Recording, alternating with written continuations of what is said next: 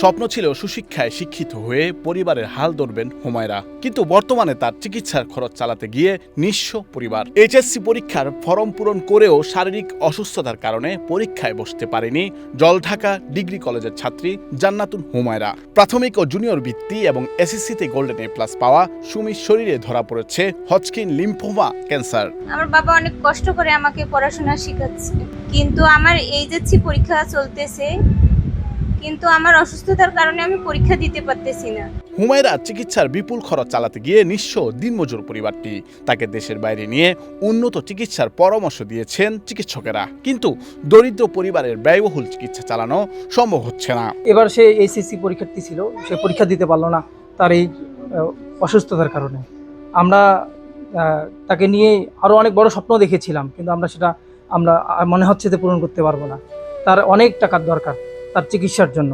শত দারিদ্র্যের মাঝেও শৈশব থেকেই মেধার পরিচয় দিয়ে আসছেন নীলফামারীর জলঢাকা উপজেলার ধর্মপাল ইউনিয়নের শফিকুল ইসলাম ও আমিনা দম্পতির মেয়ে জান্নাতুন হুমায়রা। 6 ভাই বোনের মধ্যে সবার ছোট হুমায়রা এসএসসিতে গোল্ডেন জিপিএ 5 পান। পরে ভর্তি হন জলঢাকা ডিগ্রি কলেজের মানবিক বিভাগে। উচ্চশিক্ষা নিয়ে পরিবারের অভাব দূর করার স্বপ্ন থাকলেও ক্যান্সারে আক্রান্ত হয়ে এখন অনিশ্চিত তার ভবিষ্যৎ। আমি পড়াশোনাই করতে পারি না, তাহলে পরীক্ষা দিতে পারবো কিভাবে? আমার 7 মাস আগে ক্যান্সার ধরা পড়ে।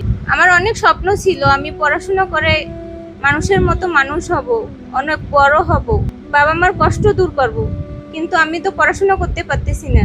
সরকারের কাছে আমার আকুল আবেদন, যাতে আপনারা আমাকে সাহায্য করেন। দিনমজুর বাবার আয়ে যেখানে সংসার চালানোই দেয়, সেখানে হুমায়রা চিকিৎসা চালানো অসম্ভব হয়ে পড়েছে। শুরুতে যক্ষা ভেবে ভুল চিকিৎসা হলেও পরে ঢাকার চিকিৎসকেরা হুমায়রার 3য় ধাপের ক্যান্সার নিশ্চিত করেন। জমানো টাকা শেষ করে এবং ধার দেনা করে এ পর্যন্ত দেয়া হয়েছে 12টি থেরাপি। প্রায় 7-8 মাস থেকে ক্যান্সারের চিকিৎসা আমি 12টা থেরাপি পর্যন্ত দিয়েছি। আমার আর্থিক যা ছিল সবকিছু বিলীন করে দিয়েছি বাবা। বর্তমানে আর কিচ্ছু নাই, কিন্তু এখনো তার রোগ মুক্ত হয়নি।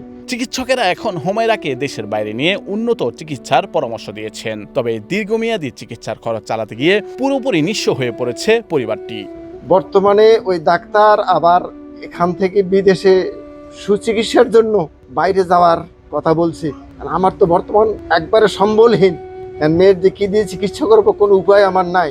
অর্থ সংকটে চিকিৎসা বন্ধ হওয়ার উপক্রম হয় হুমায়রা সুস্থতা নিয়ে দেখা দিয়েছে অনিশ্চয়তা। ক্যান্সার ধরা পড়েছে, 6-7 লক্ষ টাকা খরচ হল, জমি জায়গা সামান শেষ করে দিছি।